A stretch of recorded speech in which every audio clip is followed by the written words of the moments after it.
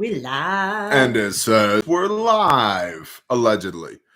Allegedly. You know how it be on the YouTubes. Good evening, everybody, question mark. Hopefully you can hear me. If not, replay crew. Huge shout out to the replay crew. Love those guys and girls. 5x5, Berkey Emmons, thank you. I will have you know what's the intent of this evening's live stream. The baby's also live streaming, which I'm positive you can hear in the background. The intent of this evening's live stream is a fewfold. Number one, it's that period of year where like most content creators are just phoning in the content. It's a terrible time of year for content consumption. There's just nothing, there's very little that's worth watching. Would you concur, my love? I mean, I think it depends on who you're watching. But yeah, a lot of creators are like on vacay right now. So fair enough. Shalom, Tato, Buckets and Bibles, Cindy P, everybody else in the chat. Number two, so we wanted to create some content that had some value. Number two, as far as value is concerned, we are going through the math on what we are going to be putting up for the Shemitah year or the year of rest. Okay, so this is a biblical concept. You find it all throughout the Old Testament. I'm not here to argue you into whether or not you need to keep Shemitah year. That's not what this is about. If you're into preparedness, this is the exact same math as to how one would come to a result as to how much insert food here you need to put up for 1 year. And 1 year is kind of the benchmark of, do I have enough food put up? It allows you to weather a lot of storms, whether it's service interruptions, bad actors, hurricanes, tornadoes, fires, injuries, loss of a job, loss of whatever.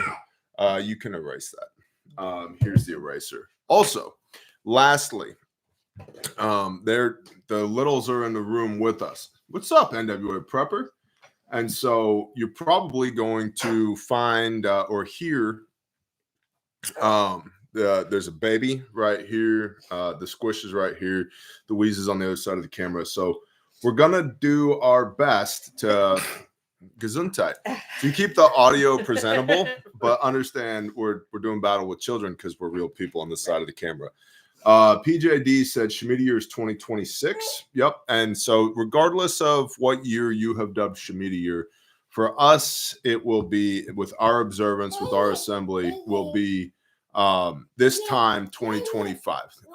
December 2025 into December 2026 is when we're doing it. But prepper goal, put up a year's worth of food. Okay. So with that, let's start with talking about protein. How much protein, Madre? This is my lovely wife, Hami Biscuits, by the way, for those who don't know. I know, they don't see me that much here. No, you're typically on the Patreon side of things. Yeah. And we got Squish right here, and we got the Weasel right over here. So how much protein are we looking at here, my love? We said 1,400 pounds, right? Was it 1,400 or 1,300 pounds? We're already off track. Yeah. Okay. It's a pound. It's 100 pounds. Yeah. So I eat a high protein diet. I try and get at least 200 grams of protein per day in. So that equates to about 1.5 pounds. Here's the math for y'all: 1.5 pounds of protein per me per day. Okay. And that best case is going to be your tuna or your chicken breast or whatever. Pound of chicken breast has 140 grams of protein in it. Pound of ribeye, which I love, it has about 120 grams of protein in it. Pound of tuna has about 150 grams of protein in it. So what's up, Liberty, Liberty, Liberty, Liberty, up north of 60. Shalom. And so for me, 1.5 pounds of chicken breast per day is 210-ish calories per day, right? Right. It put me in 180 to 225, depending on what I'm eating for the day. And then for the household, you said it was 2 pounds a day? Yeah. For everybody else. And so we should help them with their math. That would be one adult male, one adult female, one large teenage boy, one moderately sized teenage girl, right, an 8-year-old, and a 9-month-old. So 6 people in the house, one of which is not even a year old. Okay. Right. So 3.5 pounds of protein per day. So let's go ahead and multiply that by 365. Everybody get their calculators out. 365 times 3.5, 1,277, which is how we came up with 1,300 pounds of protein. Okay, so we have 1,300 lbs protein. So how did we decide we're going to break this out, my love? Okay, so we get, let's see, we had 100 pounds of fish. Okay. Okay. And then 100 pounds of lamb. 100 lbs lamb, and that can go up. Yeah, right? I have a feeling it's going to go up because we have 11 rams right now. So. Right, and that's three. That's 3 rams. Right. We're figuring on, because some of which are very large, some of which won't be. 1.5 pounds protein per baby per day, says Victory Garden. Yes, if I fed this baby would eat 1.5 pounds of protein per day. She's pretty swole. I'm not gonna lie. Okay, so that's 3 rams that we're planning on harvesting. Correct. So that's another 100 pounds there. So it gets us to 1,100. We were a quarter cow. A quarter cow, which is 250. Right. We're assuming. You'd never really know. It depends on the hanging weight of the animal. 250 pounds. That's a half cow. Right. Half cow. Okay. So that gets us to 450. Right.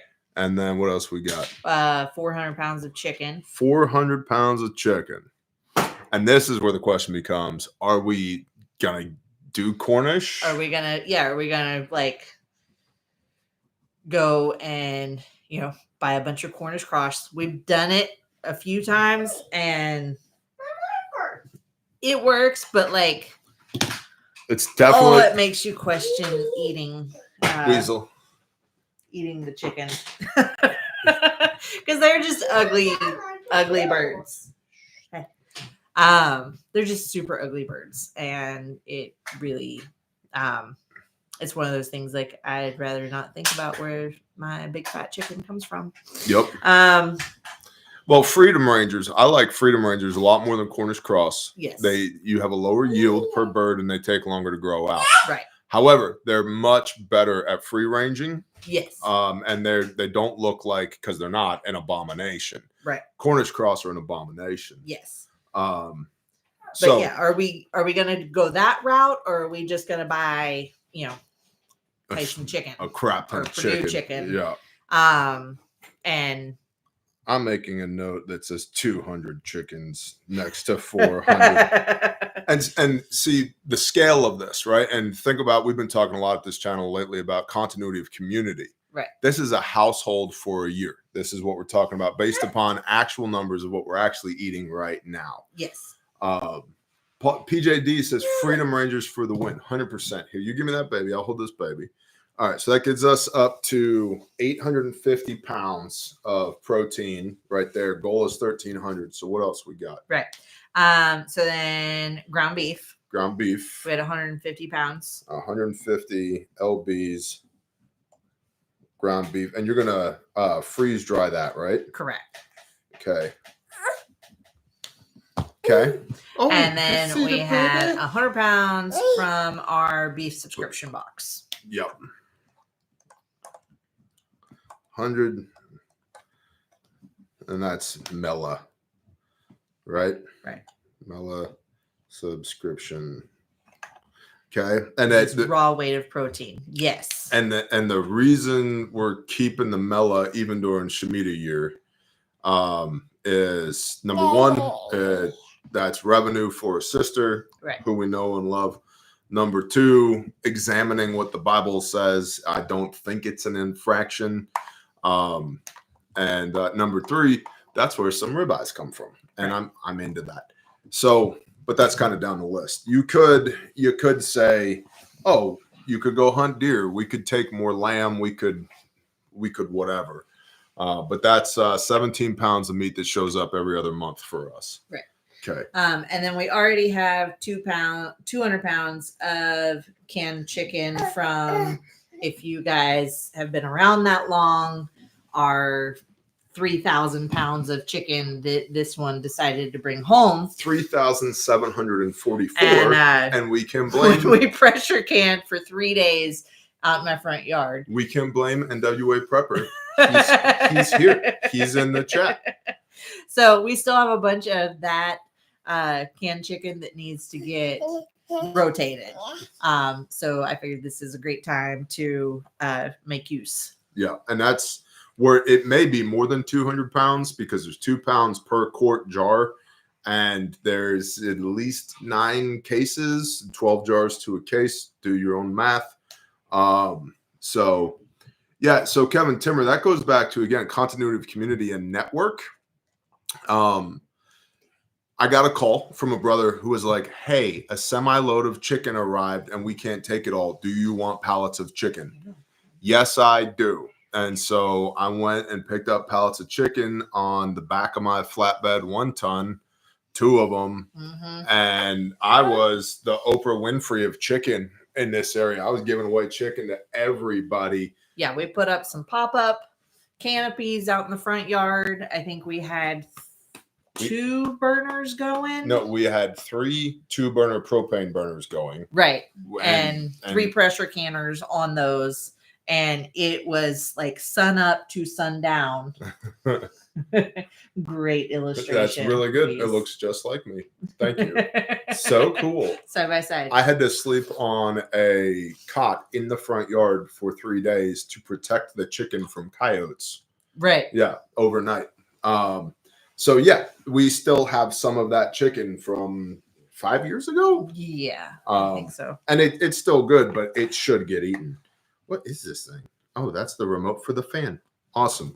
All right, so that's 450, 850, 1,100, 1,200, 1,300 pounds. So as a recap, the goal was 1,277.5 pounds. It says squish, so we round up to 1,300.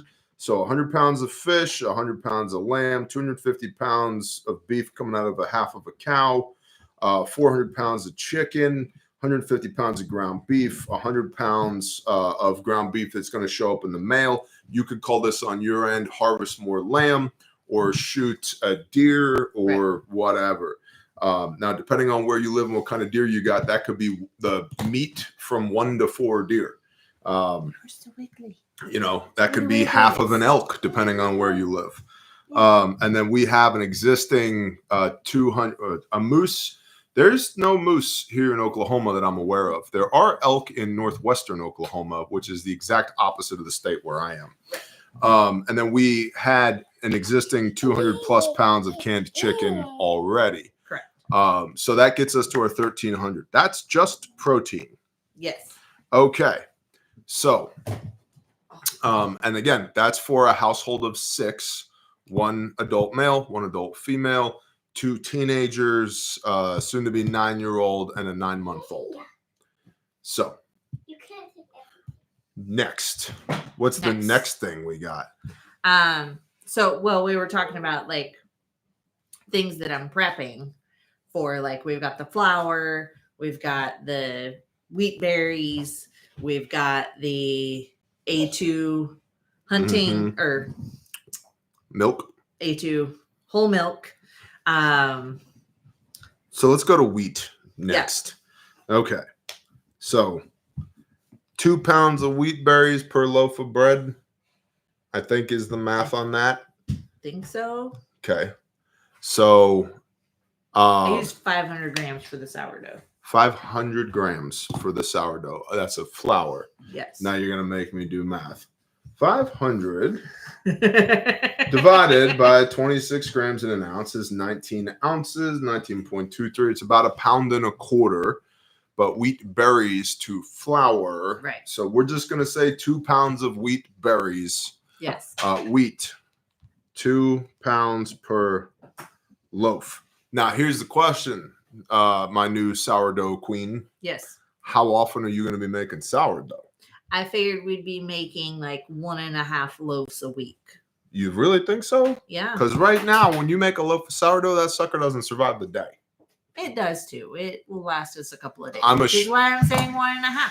I'm ashamed to put it on my my macro counter every day because it's so damn good. So 1.5 loaves would be 3 days of bread at a half loaf a day. So it'd be 3.5 loaves. No, I'm not making that much bread. Okay. Well, what am I going to eat? We don't need to eat that many carbs. Okay. I'm using Shmita as a diet plan, man.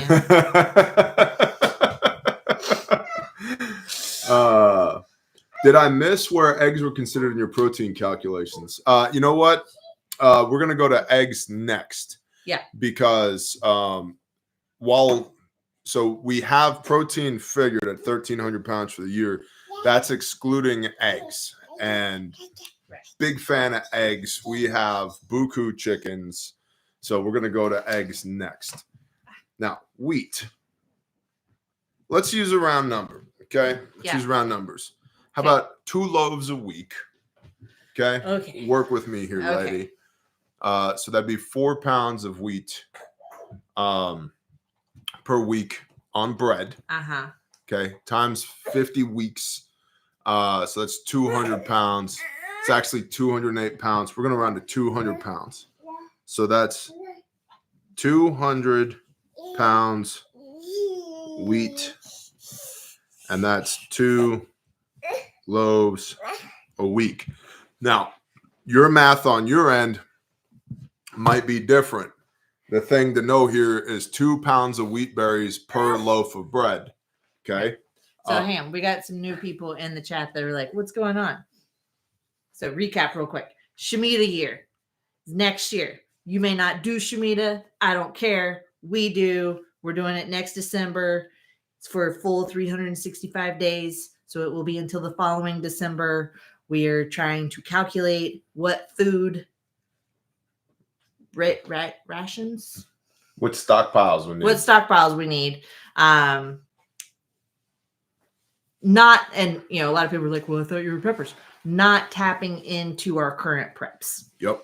And the applicable part here for y'all, whether you do Shemitah or not, is here's the math to figure out how much you need to put up to have a year's worth of food. Correct. And that's why I was like, you know what? I said, because we were doing this in the living room, which is why the 4 of us are shoehorned into this office right now. I said to my wife, I said, this is really good content. The math, illustrating how to do the math is really good content because a lot of people get wrapped around the axles or they get afraid of the numbers and so they don't even start, right? You can't hit a target you can't see. And so whether you do Shemitah or not, whether you're going to be taking a year off from harvesting and reaping or not, if your goal is to put up a year's worth of food from a preparedness standpoint, this is what that's looking like for us. We should go back to protein real quick. Yeah. The fish and the beef and the chicken, most of that will be frozen, which can be powered on grid or off grid. Okay. That will fit into one large chest freezer. The canned chicken, 200 pounds of it is already pressure canned. You can pressure can more of that if you want to. The ground beef will be freeze dried, which we have a freeze dryer that you bought with your money, 3 years ago? 4 and you've gotten your freaking money out of it, that's for sure. Harmony, my wife, does have an affiliate code for Harvest Right. If anyone wants it, you by no means have to use it, but you save a little bit of money. She earns a little bit of money if you want one. The 400 pounds of chicken is probably going to end up being 200 chickens that live in the front yard. How that works as we rotate through them, I don't know yet, but there'll be some incubation there. You have incubated lots of eggs before. Mm-hmm. The 100+ chickens that currently run around on my property are all 9th, 10th generation farmyard mix that we have that either my wife has incubated or that they have incubated themselves. They're feral. Yeah. They're feral chickens. And we also have turkeys in our front yard that are very sizable, at least a dozen of them that factor into the protein plan as well. So those are live on the hoof, on the feather, if you will, as is the lamb live on the hoof. And I could solve all of my protein problems right now with sheep and still have sheep left over because we have a lot of sheep. Okay. The wheat we have in buckets, again, 2 pounds per loaf. If you want to make a loaf every day, you're looking at 750 pounds of wheat for the year. We're going to be making 2 loaves a week, which equates to about 200 pounds of wheat for the year. Okay. Eggs. What's your plan for eggs? So eggs, we're going to reset chickens. And basically coop them, which I have not done in years. But I've gotten to where my chickens are so good at laying out in the woods that I can't find them anymore. Or something is getting to them before I can. So, hey, that's enough, baby. Go slow. So I'm going to, we'll rebuild a coop, either snatch and grab some chickens to put into that coop or hatch out some new birds that will live in the coop permanently for eggs. How many eggs do you think we'll get per day from this chicken coop? Probably 12. 12? Yeah. Okay. Let's just call it 10. We have 18. Let's just call it 10. Okay. Okay. Eggs, 10 a day. And we'll say if there's 18 birds in there, you can expect more. So that will be 3,650 eggs a year. Okay. Another thing with hey, that's enough of that. Yeah, she's super dizzy. That you can show them one more time what you're doing. She doesn't fall out. Okay. That's okay. Dizzy All baby. Hey, don't okay. It out. She'll be dizzy.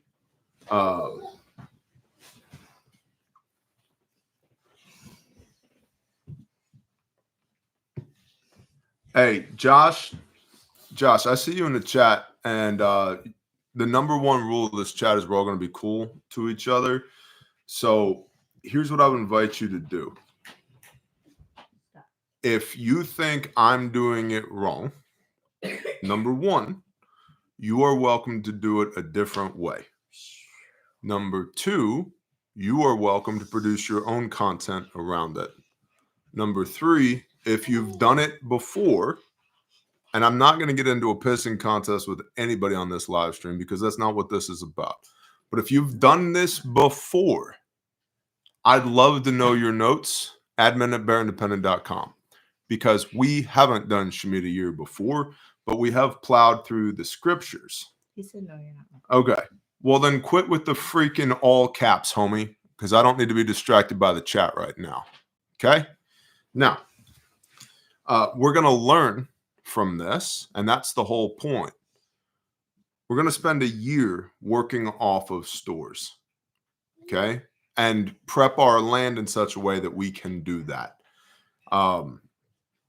So eggs, 10 a day, 18 birds, 3,650 eggs per year. Okay. All right. We're going to be the egg family. Yes. We are. Well, we've been the egg family before. Now, another thing. With the wheat for the bread, what else do you have to have for the bread? Oil. No. No? You No. just need bread? I need water. Okay, we have that. Salt. Yeah. Flour. Salt. And Okay. starter. So how much salt are we going to put up for this year? I've been getting like a 10-pound bag, a 5-pound bag. Okay. With my Azure orders. Azure standard? Yeah. Okay. And we've gone through, I don't know, maybe half of a bag. I feel like 2 pounds a week, salt wise, is adequate. Oh, so I mean, if we're all gonna be raisins, that's a lot of salt. So I like 2 pounds a week because then I can round it to, here's what, I can round it to 100 pounds. And if you've ever put salt in buckets before, salt is one of those things when it goes into, but the needy homesteader, shalom sister, Salt is one of those things when it goes into a bucket, you get 50 pounds in a bucket, not 30 like everything else. Right. And so if you haven't labeled your buckets appropriately or you're not paying attention, when you grab a bucket of salt, you know it. I think Cluck, we buy from Azure. I think I use 2 pounds a year, beloved, says Needy. I know, that's what I'm saying. I'm like, that's a lot of flipping salt. All right, we're getting a 50-pound sack of salt. Okay. 50-pound sack. Big old bucket of it. Okay. So, what about oil, cooking oil and all that? I know butter's way better for you, right? So, how are we going to... So tallow. Tallow. Okay. Tallow. Sheep tallow and beef tallow. Mm-hmm. But we really don't use that much oil as a family. Like, predominantly when we use oil is when I make matzah. Yeah. We use a lot of it, and we go through one of those big oil cans. You know the can of olive oil that looks like chainsaw gas? One of those. That lasts about a year. Mom, she's poopy. is she? Okay. 1 minute. All right. So I'm going to say between butter and tallow, 50 pounds, a pound a week. Right. Yes? You agree with that? 50 pounds? A pound a week. I'm talking a year here. Oh. Sweetheart. 50 pounds total. Total. Yeah. Okay. Yeah. 50 pounds. Okay. And then olive oil, 2 gallons. Yeah, I mean, that would be plenty. Okay. All right. And lots of butter. So, like, butter is probably the oil that we use the most of. True. Very true.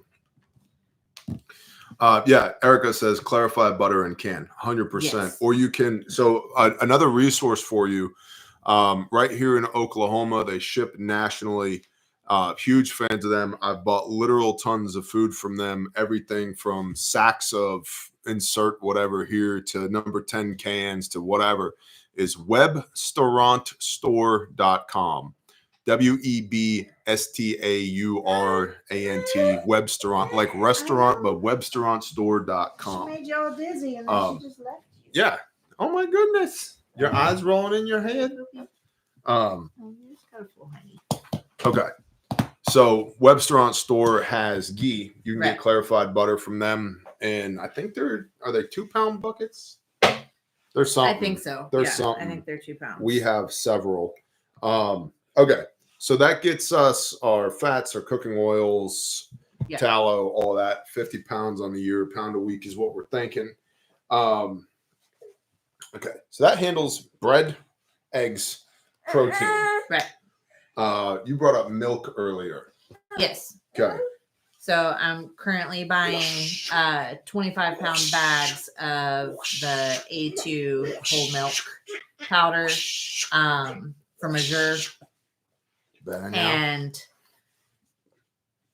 that's my plan on that, is just we'll mix it up a quart at a time. And we're not huge milk consumers anyways. It's really for like coffees and biscuits. So we're thinking, what, a 50-pound sack of milk for the year? Because that does 25 gallons. It's 2 pounds of powdered milk per gallon, if I'm remembering correctly. Yes? I think so. I think it was, hey, please watch out. 50 pounds. And that powdered milk is fluffy. So that's like 2 5-gallon buckets there. Right. Okay. TMC said, don't forget the creamy peanut butter for Bear. The problem with that is you're completely incorrect, sir. It's crunchy peanut butter only. He's just pushing. And if you'd like to get drugged through the mud by Team Crunchy, you can go to refugeruckus.com and sign up there. And I will see you on the tug of war field, all of y'all. I'd be happy, TMC, to just drag you right through the mud. So I don't know. 3 Wish said, can someone please educate me? I know the land has to rest for the year, but do animals have to rest as well? I forget. So it's really about harvesting. Right. About letting the land rest. And harvesting and specifically your crops, your vineyard, your fields, and so that the poor of the land can eat. Mm-hmm. I love the pastor tremendously, but Team Creamy must prevail. Hey, JC Fixer, listen, life is all about free will, homie. Choices have consequences. You do whatever you got to do. You know, if you're so soft that your peanut butter has to be perfectly smooth, then that's fine. You do you, man. As for me, you know, I like it to feel like I'm eating gravel because I don't. You're just that gritty. Because I don't pee sitting down. You know. Okay. Peanut butter. Yes. 50 pounds of peanut butter. You can buy 5-gallon buckets of peanut butter from WebsterOnStore.com. Yes. Just throwing that out there. I don't know how long they last. I haven't cracked the lid on. We have one that's open. I haven't looked in it recently. It might be botulism. Yeah, who knows? We've had it for a while. Aaron E says, so do you harvest the grapes and berries and donate? You absolutely can. You absolutely can. And so if something comes up, you can partake of it that day. But it's more about you don't take it and put it into your storehouses. Hey. Leave it open. Leave it. SW Preparedness said, I'm having a blast listening to this. Thank you for this live stream. Please like everyone. I appreciate that. Somebody said thoughts on freeze drying. I'm a freeze dryer. Yeah. I mean, I'm not like personally, but I do a lot of freeze drying. You are not actually the appliance. No, I am not the machine. Okay. So, but we will be doing lots. It's also lots and lots of freeze drying for this. Let's point out this for us is a year away. It's next December. Right. Okay. So we're looking at what are we going to put up in the next year, in this next 12 months, so that the following 12 months, which is the Shemitah year, we have all of this to eat off of without bringing anything into the house, without harvesting anything from the land. It's just done. Okay. So when I say, 200 chickens, that's that we're going to process in the next year. Right. Lamb that we're going to process in the next year, a half a cow that we're going to process in the next year. So all that's done so that when that 12 months starts for us in December 2025, the goal is to not have to bring anything in. Right. That's the goal. Right. Just eating off of stores also while not tapping into the literal tons of preps that we already have. What do you want? What do you want? What do you want? What do you want, man? What do you want? You want to say hi to Heather? Hi, Heather. Right. And this is just like, we've never done this before. Yeah. We've never tried to live off of preps for an entire, year of COVID, we got pretty close. True. But we still did Walmart pickups and stuff like that. So, this year we're really, or for Shemitah year, we're really, really going to try to not have to go to the store. And, are we going to do it perfect? Probably not. Are we going to end up going to the store? Probably for something. But we're really, really, really going to give it our all to get everything squared away to the best of our ability. And we're going to learn while we're doing it is the really important part. And think about the subject matter expertise that one would develop in having to put up a year's worth of food in a year and then live off of that year's worth of food during a year with the grace of the Most High. When you figure out, you're like, oh, I really should have had more turnips. And it turns out your brother or your sister was like, I planted 600 square feet of turnips. I was watching a Pastor Joe video on Patreon earlier. He's going hard on turnips this year, right? It's like, dude, we need more turnips. And PJ's like, I have an abundance of turnips. And I'm like, that's awesome. I have an abundance of sheep, right? So I think and that's part of the blessing of doing it as a body in unison, right? Because if we're all being led by the Spirit, and I would hope that we are, if my brother Buckets and Bibles puts up 100 pounds of honey and I put up 10, and I realized 3 months into this thing, I'm like, I don't have enough honey. And he's like, bro, I have way too much honey. Right? See what I mean? So, anyway, so we got milk, salt, butter and oil, eggs, wheat, protein handled. Right. So now we're talking veg and carbohydrates. Right. So veg is going to be basically filling up our first to last self-reliant. Shelf-reliance. Shelf-reliant. I forget what they're called. Drive market. I don't know. Whatever our canning rack is. Yep. Getting that thing filled up. Thank you for changing that diaper off camera. Yeah. And growing what we can. But also, like, I'm going to cheat and buy bags of instant potatoes because we eat a lot of mashed potatoes, and that's super easy. So let's get specific. How many instant potatoes are you going to get? I'm buying 2 25-pound bags. So 50 pounds. So that's a pound a week, basically. Yes. Okay.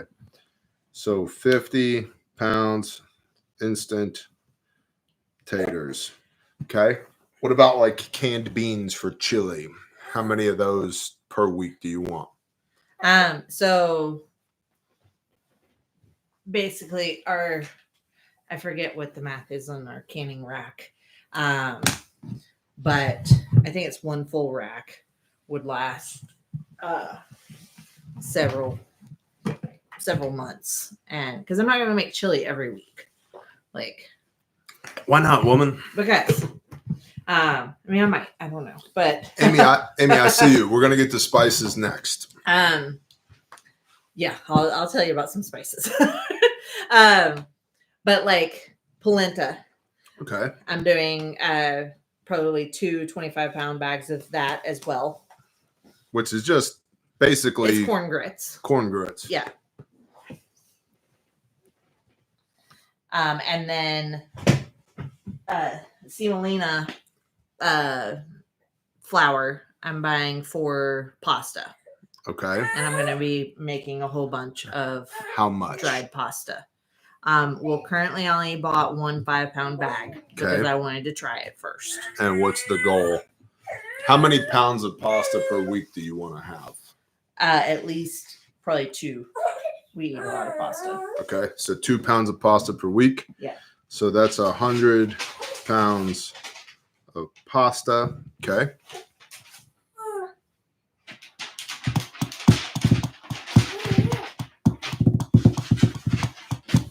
Ashton, our family is newer to Torah observance and we're not familiar with Shemitah. What is it and why should we be doing it? Shalom.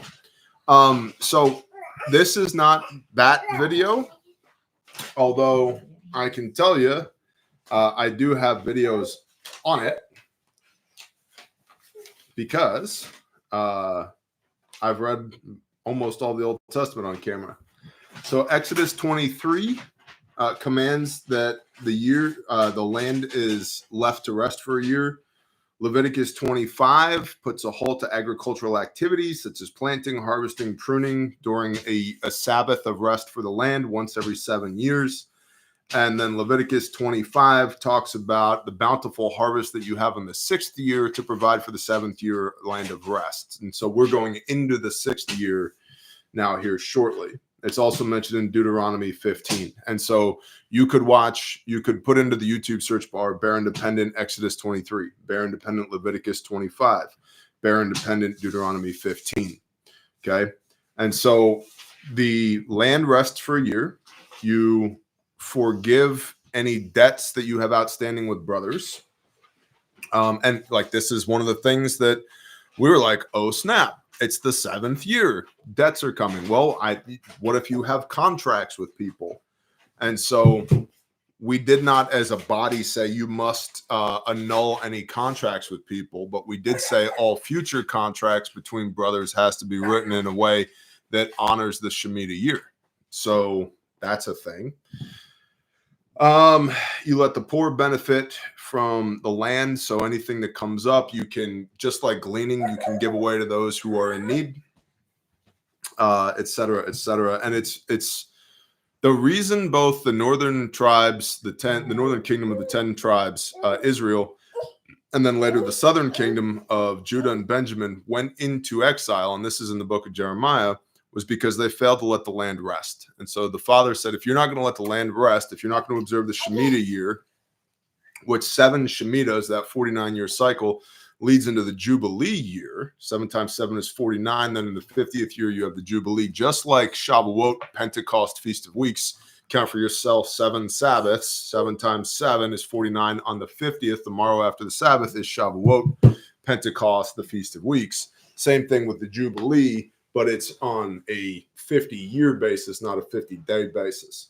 And so Israel and Judah did not observe this practice, and so the Father exiled them so that the land could rest. So, but, that's why 70 years for Judah, 490 years for, you are being a monster, 490 years for Israel. So that's kind of the backstory there. But then again, this applies to anybody who's trying to put a year's worth of food up. Okay? So, I got it. Okay. 50 pounds of instant taters, 50 pounds of polenta, 100 pounds of pasta. So that's 200 pounds of carbs right there. Right. Anything else? What about beans? Oh, rice. You brought up rice. Right. Yep. Basmati rice. How much basmati are you going to put up? And, well, currently I've got 25 pounds coming. How much you want to put up? We will probably end up doing another 25. And then I've got jasmine rice, too, that I've got 25. So we've got 75 pounds. Okay, I'm just going to say 50 pounds, Jasmine. And I have all this under the heading of veggies, and it's not. Those are carbs. Yeah. Okay, so then let's go to veggies. So that gives us 300 pounds of carbs, Right. uncooked, right? Yeah. Not including bread. Right. Okay. All right. And again, you'll note we're heavy on the protein here. Right. Okay. Well, somebody made a comment about freeze drying their potatoes, and yes, but like freeze dryer space is limited. And when I am looking at needing to freeze dry 150 pounds of ground beef as well as 200 pounds of chicken, that freeze dryer space is more valuable to me to do my meats rather than mashed potatoes that I can easily buy bagged, that aren't very expensive at all. Sheepdog Tanker, shalom, bro. Lisa said, if you let the land rest and don't harvest, how do you have potatoes and the like the following year without buying new seed potatoes just in case something happens and you can't? Well, the just in case something happens part is understand this is a Sabbath of rest for the land, just like you take a Sabbath of rest each week. And I would hear all the time from people, we do Shabbat, sundown Friday through sundown Saturday. And they're like, I can't, that's my busiest day of the week. I make 50% of my income on Saturday. I can't take Saturday off. It's like, just do it, man. And because you trust in the Creator. And then all of a sudden they make more money Monday through Friday than they did if they had been open on Saturday too, because the Father blesses it. And that's part of the Shemitah year, is to receive the blessing of the Creator, right? And then seed potatoes and things like that. Yeah, maybe your neighbor has some. Maybe you get new seed potatoes. Maybe. It's a lot like the baby has a ream of paper. This is going to go well. Should be good. It's a lot like unleavened bread every year. You get all the leaven, the yeast out of your house. Well, what about your sourdough starter? Yeah, you got to start over again. And while you're starting over again, you're eating flatbread. You're eating matzah with no leaven in it. So, Trevin said, trust, believe, and walk under control. Yeah, it's a trust thing. All right, veggies. Let's talk about veggies. Yes. So we as a family eat, green beans, Okay. peas, corn, broccoli, beans, tomatoes. The occasional peppers and onions and stuff. Yeah, peppers and onions. Okay. So green beans. We eat a lot of green beans. What's that volume wise? Yeah. Pound a week? 2 pounds a week? No. I mean, that's a lot of green beans. A can is 14 and a half ounces. Call it a pound. Yeah, we're eating that like once a week. Okay. So that's 50 pounds of ground beans. Okay. Okay. Yeah. What about peas? Half of that? Not very many. Yeah. 25 pounds? Sure. Okay. Corn? We eat a lot of corn. We eat a lot We're of- white people in the Midwest. Yeah. What do you think? 100 pounds of corn? Sure. Okay. Broccoli. Yeah. Weasel's favorite. No. But cheesy chicken broccoli rice you love. Yeah, I mean, we probably go through a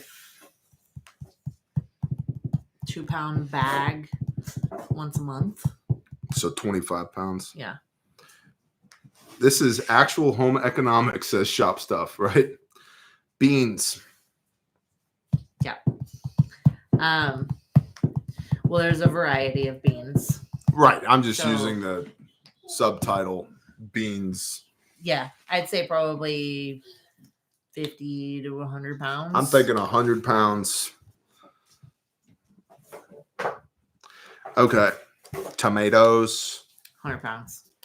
Really? Yeah, you gotta think tomato sauce, like tomato sauce. Oh, chili. you're right. Yeah. You're right. So I wasn't thinking tomato sauce. 100 pounds. Peppers. easily like a pound every probably 2 pounds a month. Okay, so that's 25 pounds. Yeah. 25 pounds. Onions the same? Yeah. Okay. Okay. And that's not including like leafy greens and stuff that doesn't keep well. Right. Well, I mean, spinach I freeze dry. Okay. How much spinach you want to do? We probably like 10 pounds would be fine because 10 pounds of spinach is a lot. Okay. And cauliflower to go with broccoli. Oh yeah, you're right. We eat a lot of cauliflower. How much of that you want? Probably we have for broccoli 25, Yep. probably double 50 pounds. 50 pounds of cauliflower? Yeah. Okay. And like the mashed 1, 2, cauliflower. 3, 4, 5, 6, 7, 8, 9, 10. That's 10 different types of veg. Yeah. Right there. Charles says, do twice as much tomatoes as you think. Trust me. Yep. Brussels sprouts, says Katie Lynn, coming in clutch. Dude, we had our cheesy Brussels sprouts today. Side quest. Tell them about the cheesy Brussels sprouts you made. MG. So good. My house reeks of cheesy Brussels sprouts right now, and it is divine. Yeah, we did what, 2 pounds of Brussels sprouts? Yep. And a pound and a half of the Gruyere and Parmesan and beef bacon, and oh my gosh, like we ate, I think, almost a pound each. Yeah. The Brussels Yeah. sprouts. Yeah, shop stuff with beef bacon. How about garlic? Yes, all the garlic. Probably 10, 15 pounds of garlic. I just put 25, actually, because I love garlic. What are you doing, monster? You want to see you? Look, the baby. The baby's right there. You see the baby? Yeah, it was so good. So good, dude. I don't eat cabbage. Okay. I do Napa cabbage when I do like egg roll in a bowl.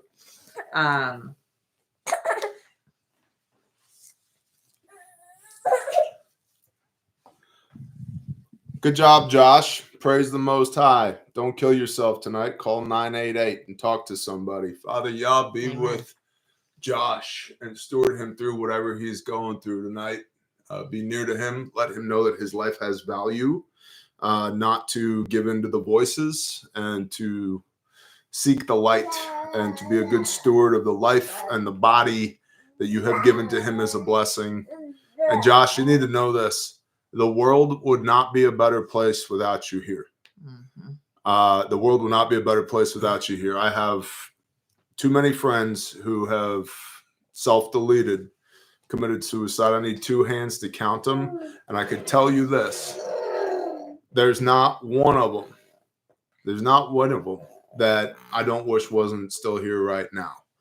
And the reason people get to that point is they feel hopeless. Like there's no other options. And that's not true. That's the lies of the enemy. He wants you to believe that. And see, here's the other thing, Josh, and you probably don't realize this. You are incredibly powerful, especially with the light of the Most High inside of you.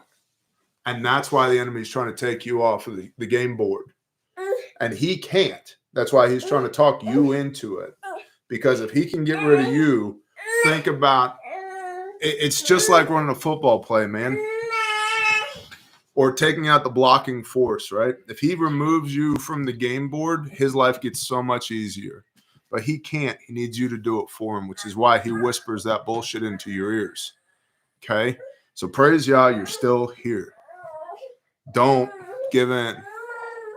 And here's the next thing. Humble yourself, brother, and go talk to somebody. It doesn't matter what you've done. It doesn't matter what you think's wrong or what's against you. Just go talk to somebody. There's forgiveness for all people. And you were not an accident. The Father didn't accidentally create you. He knew you before you inhabited the body that you have. Okay? He knew you before you were formed in the womb. And your soul comes from him. So don't listen to the enemy. Don't take yourself out. Go talk to somebody, please. 988 if you need somebody to talk to right now. Just dial 988. Okay? All right. What's up, Tommy Guptill? Love you, bro. Whew. All right. Veggies. Yes. Licked. I believe so. Oh, the dry eraser doesn't taste very good? Who'd have thought? Well, we'll get another bite and find out. Okay. Veggies, we talked about spices. We have a bajillion spices. So, yeah. So, I have been buying bulk spices from Azure and filling up 1.5 pints or quart jars with them. And let me just give you a word on buying bulk spices. A pound of spice is a lot. A whole lot. For the most part, it's not like too terribly bad, but one of my purchases, no kale. I don't eat any of that. The potatoes, yes, but that's it. But I accidentally bought a pound of rubbed sage. And oh my gosh, I didn't even think about how big of a bag that would be. Here, I gotta go get it because it's epic.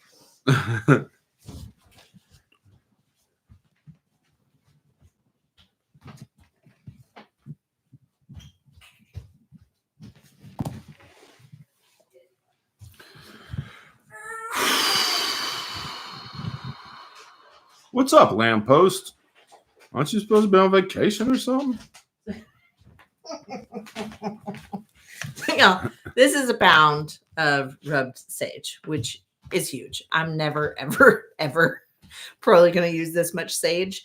So just keep that in mind when you're buying bulk herbs. Generally, What's up, Angela? a pound is like half of this, for like most things. Like my taco seasoning was like half this size.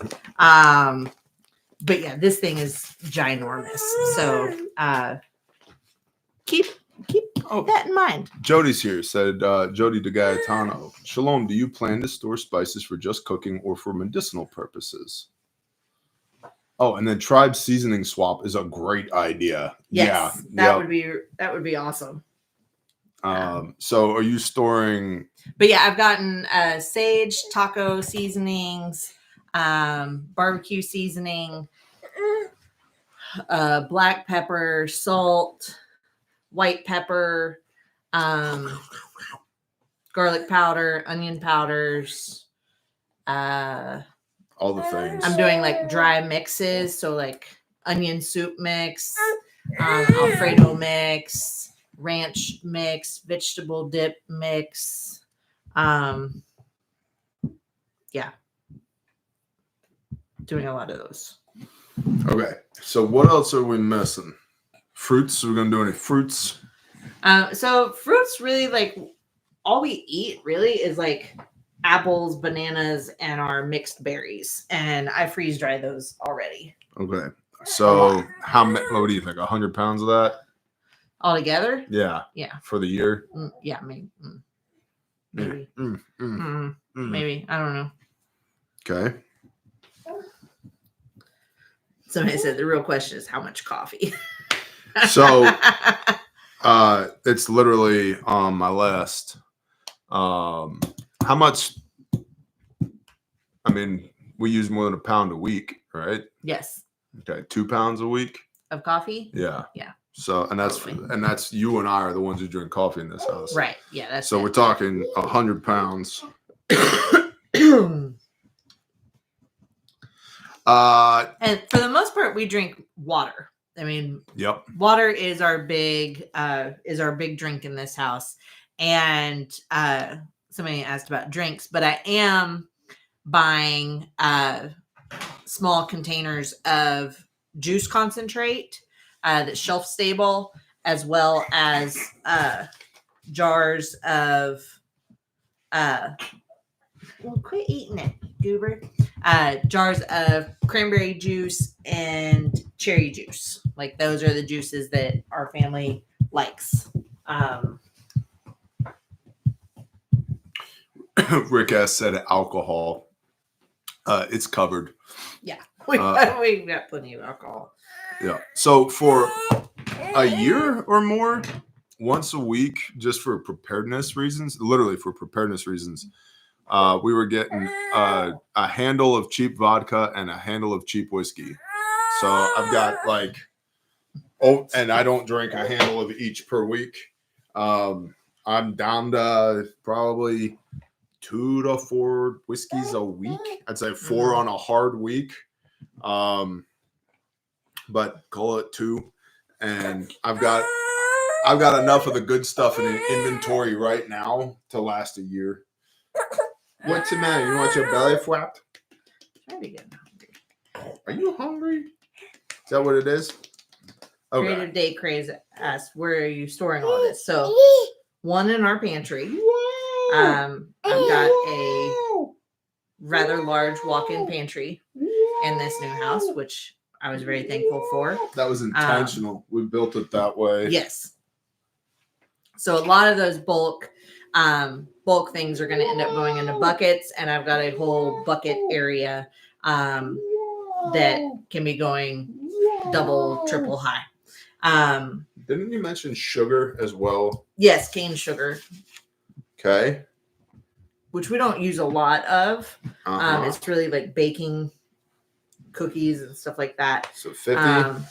Yeah, 50 pounds would be plenty of sugar. Okay. What else? I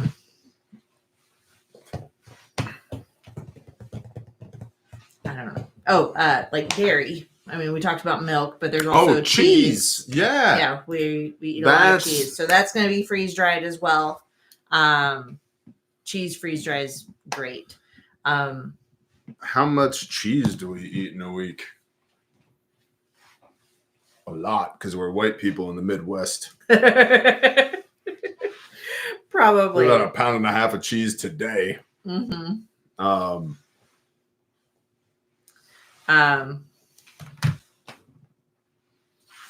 don't know. I buy 2 pounds a week. No, I'd say probably 1 pound a week. I think that's low. No, I think it all depends on what we're making. Like Tacos, bro. tacos and chili Yeah. and Yeah. Yeah. This one loves the shredded cheese. Don't you? Don't you? You love the taco cheese? Yeah. Yeah. Okay. I'm saying 100 pounds of cheese. Right. Okay. I'm not planning on making jam this coming year. I've made lots of jam in previous years, and I have plenty of jam to last us for this coming year. Okay. So are there any, now we go to the chat. Are there any categories that we've missed? We've got cheese, sugar, coffee, fruits, veggies, pasta, beans, rice, taters, milk, olive oil, butter, salt, eggs, wheat for pasta or wheat for snacks, ketchup, cookware. Oh, we have plenty of cookware. Chocolate, says SP Mama. Yeah, cocoa powder was brought up. Yep. And then lots of protein. Herbs. We got herbs. I got plenty of whiskey, Patty Sanchez. Sour cream. That's a good one. Oats. We eat some Chocolate oats. actually doesn't keep super well long term. Yeah. Sweet potatoes. Baking needs. Yeah. So the baking needs are just kind of in there. It's like yeast and your brown sugar and all that stuff. Oh, yeah. Hygiene stuff's in there. We got fats. We got butter. We got beef tallow, lamb tallow, and olive oil. Vinegar's in there. Honey. We don't use a lot of honey. We use But honey. even still, I've got a big gallon jug of it. Yeah. We got more in long-term storage. Yeah. We have plenty of yeast. We have yeast forever. We have forever yeast. Tea. I've got plenty of baking soda. Yep. And baking powder and cornstarch. Comfort foods or favorite snacks. I don't really snack. I mean, you don't snack. I do, but like I snack on like dark chocolate pretzel pieces. Onions are in there. Soy sauce. Yeah, that's built in. Non-food items. Yeah, that's so that I'm just going with just food right now. Okay. Because everybody's right about everything else. So batteries and ammunition and blah, blah, blah, blah, blah. Caffeine, nicotine. Right? Baby diapers, shampoo, bars Robert, of soap. I freeze dry my burgers raw. Mustard. Peppers. Peppers on the list. I'm talking. Oh, popcorn.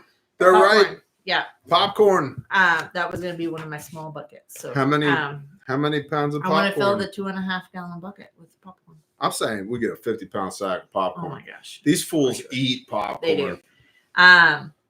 So I have found with Zebra freeze cakes. drying,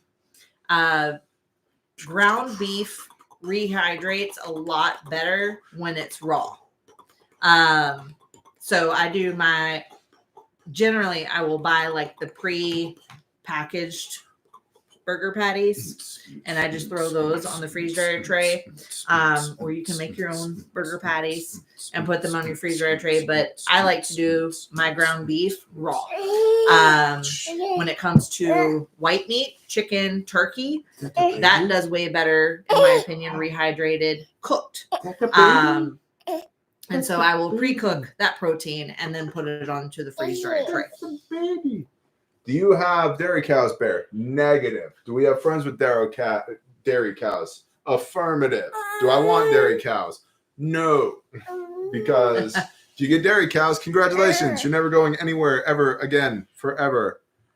Boop, boop, boop, boop, boop, boop, boop, boop, boop, boop, boop, boop. All right, you're cooked. You're done for.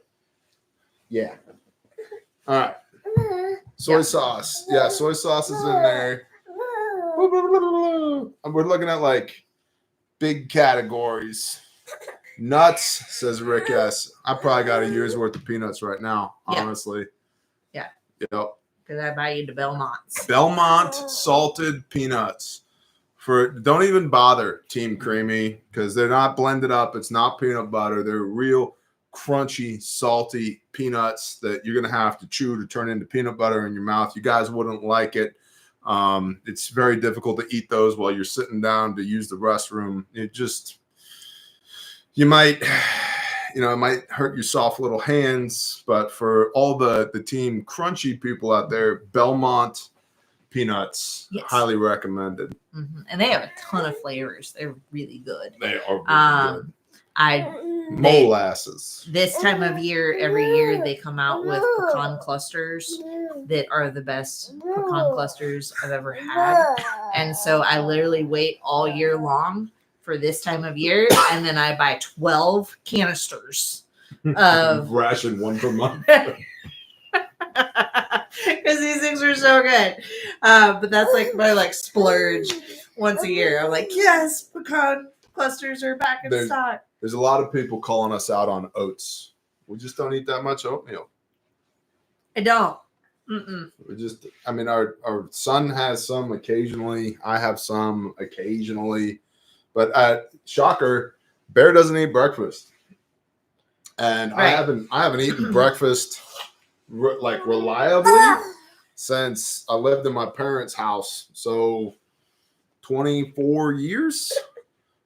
I'll eat breakfast occasionally, but I don't. It's the most important meal of the day, Bear. Yeah, I just intermittent fast till about somewhere between noon and 2 p.m. every day anyway. It's just how y'all made me. I don't eat breakfast.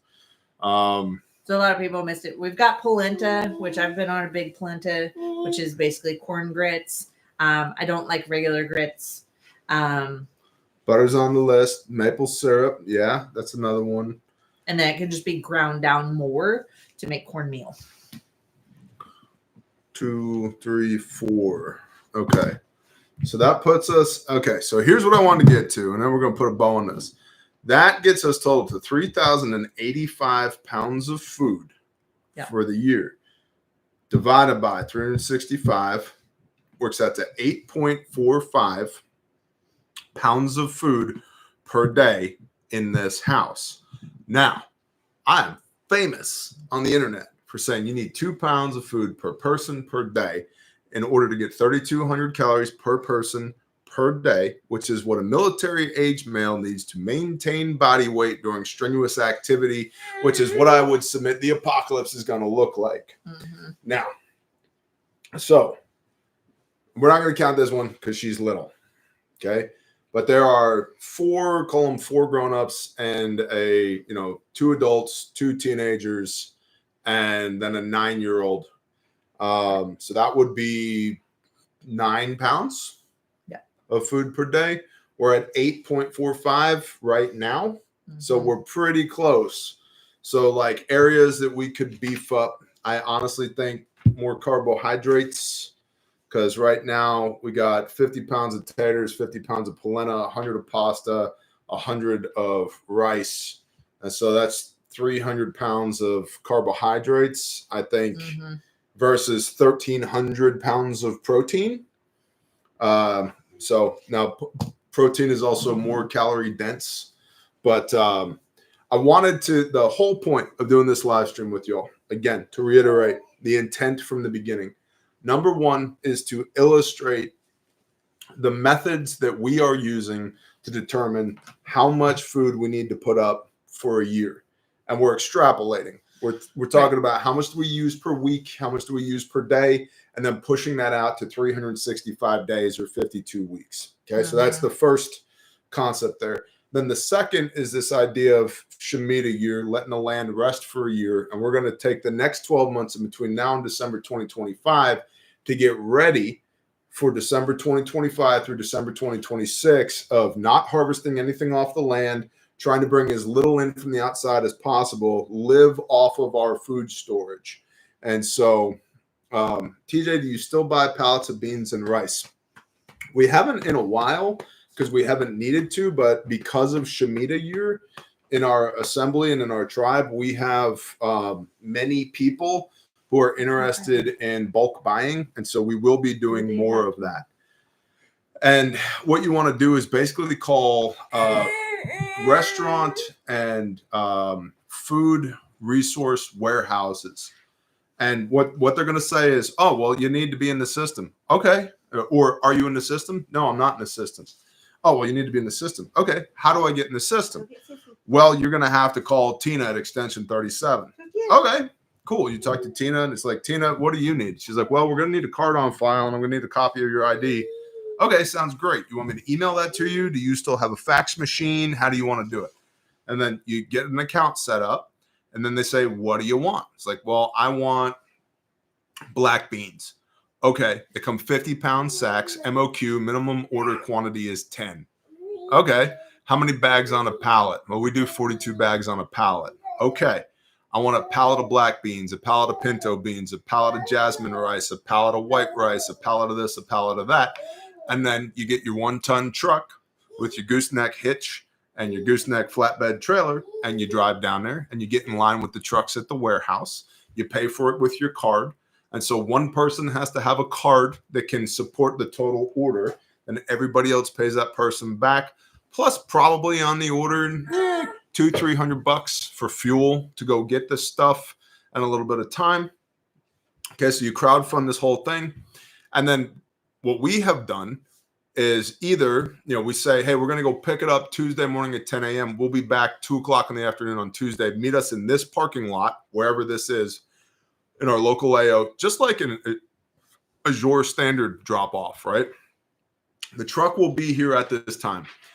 And you got a little cheat sheet where you're like, Billy is getting 10 bags and Susie's getting 20 bags and Tina wants 3 bags and blah, blah, blah. And you load everybody and boom, there it is.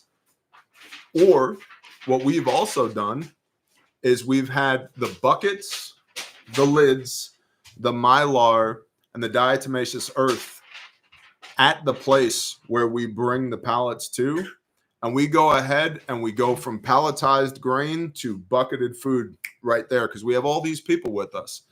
And I know for a fact, us, a small group of us, we can do about 4,000 pounds an hour.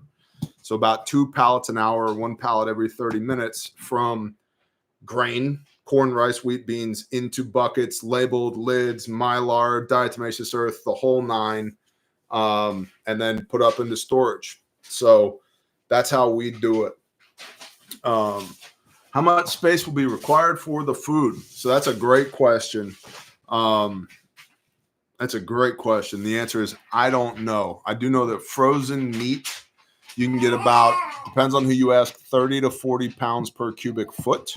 And that will be one way that we'll be storing the protein over the next 12 months for the following 12 months.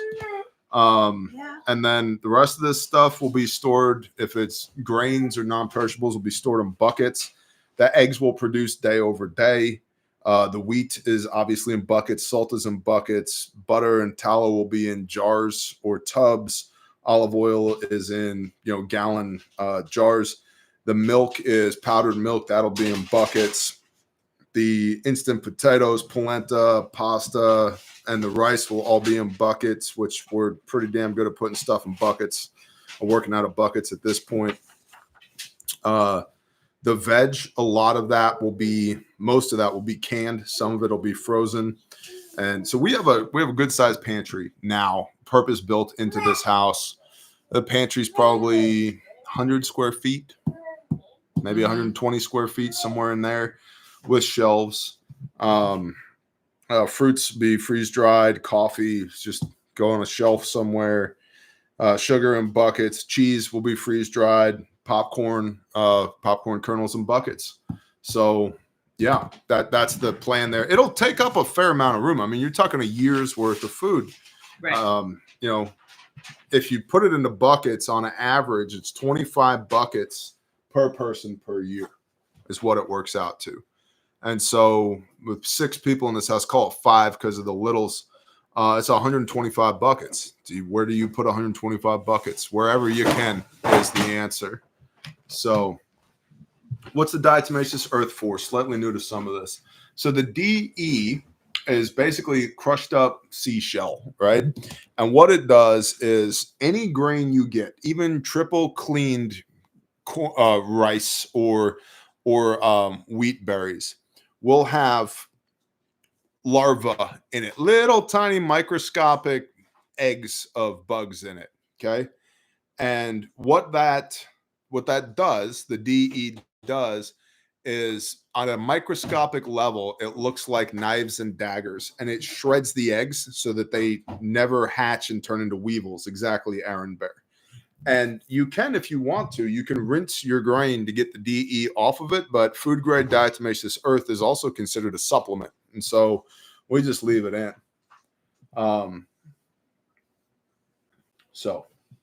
So it's the shell, not the animal, unvaxxed nurse. And as far as like, is it kosher? Here's the thing. It's millions and millions and millions of years old. The reason, and I don't get down with kosher anyway, because I don't need Rabbi Chaim ben Shmuel to say a blessing over my food. I do conform to Leviticus 11 because it's biblical. And the reason the Bible doesn't want us to eat certain things out of the waters is because they're parasitical cul-de-sacs. The living flesh of that animal, whether it's a rabbit or a pig or it's a shrimp or a lobster, all of which, I'll be perfectly frank, taste great. But on a biological level, the living flesh of those things are parasitical cul-de-sacs. They're like filters in the environment. You know, why not eat catfish? Because it's a filter. It'd be like pulling the air filter out of the furnace here in my house, praying over it, slapping some barbecue sauce on it, and saying, I'm good to go. I've asked the Father to bless it. Can you eat it? 100%. You can eat it. You could totally eat it. But it's not going to be good for you. And the whole point of the Torah, the instructions, is about the preservation of life. And the Father doesn't want you to get sick, so he says, don't eat parasitical cul-de-sacs out of the biological hierarchy. Rabbits have worms. Swine don't sweat. The invertebrates at the bottom of lakes and ponds and streams and oceans are all eating dead, decaying things. They're the cleanup crew. Same thing with catfish. And all that bad stuff collects there. Right. And so we don't eat the bad stuff so that we don't have that inside of us. It's the same reason why when you look at sheep, goats, deer, cattle, where it says you don't eat the fat or the appendage upon the kidney. The subcutaneous fat on an animal, that beautiful white fat that's in between the skin and the meat, is good to go. You can totally eat that. But when you open up an animal and you look at where the kidneys are when you're butchering it, there's this white, yellowish, gooey fat around the kidneys. The reason you don't eat that is the kidneys are filters. And what it filters out, it deposits into that fat. And so we don't eat that either, because all the nasty stuff that animal has ever eaten is collected inside of that fat right there. And when you look at it, it's gross. You're like, I wouldn't want to eat that if I was allowed to. Okay. So that's why. And so when it comes to diatomaceous earth, you're talking about something that is fossilized and has been for, pick your poison, billions of years or 6,000 years, okay, for a long time. And so there's no flesh there to convey some kind of disease to the person. So we've confused some people here. Oh, what else is new? Shall we clarify? So Shemitah is harvesting out of the ground. It's crops is what Shemitah is in regards to. So we are prepping for that in addition to trying to live off of our preps for a year and not have to go to a store. That's why I'm talking powdered milk. And because somebody was like, well, is milking a cow okay? Is harvesting eggs okay? Yes, those are technically okay. They don't grow out of the ground. So in Shemitah, you could, in theory, do that. But what we're trying to do is to fully prep for the entire year so that we're not necessarily having to do that, if that makes sense. Correct. Okay. Hopefully that clarifies. It's a little messy. It's not quite like we're going above and beyond Shemitah.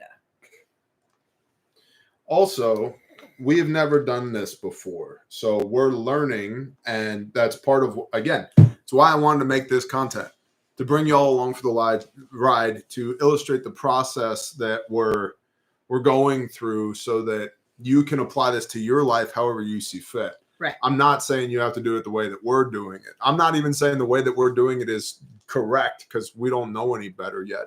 What I am saying is this is our thought process behind it, and hopefully it spurs you to thought, which leads you to action as to if I had to have a year's worth of food put up, which I strongly recommend, how would I do that? How does the math check out for you? Right. So yes, animals can graze. You can't go out there in your tractor and till up a bunch of land and plant a bunch of soybeans for your livestock to eat. Yep. That is what Shemitah is. Like, you can't work your land to grow food.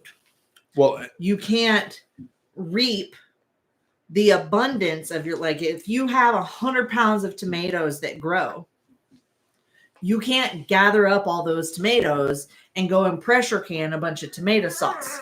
You can go out and collect a pound's worth to cook dinner with that night. And give the rest to the poor. And give the rest to the poor or to the needy.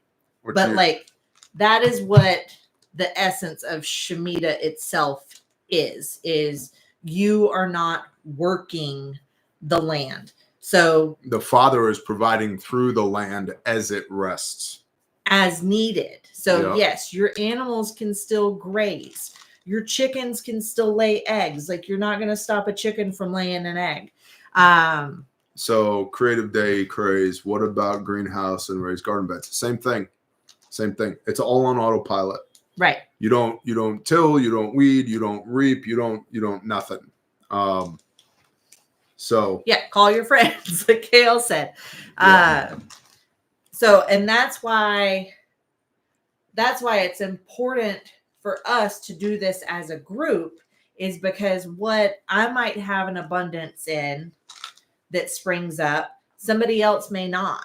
Mm-hmm. And so in everyone doing this as a group, we can collectively rely on each other for, hey, you've got 100 pounds of tomatoes. Can I have some so that I can cook, chili tonight? Sure thing. Yep. Cool. I think that's that. You got anything else to add, honey? And look, we did our math. It's done. Now we have targets that we can hit. Right. And I mean, my biggest thing is like, no, you're probably like I said, we're not going to get it right. We're going to try to the best of our ability to do this, but like, chances are we're going to mess up. Chances are I'm going to have to do a Walmart order.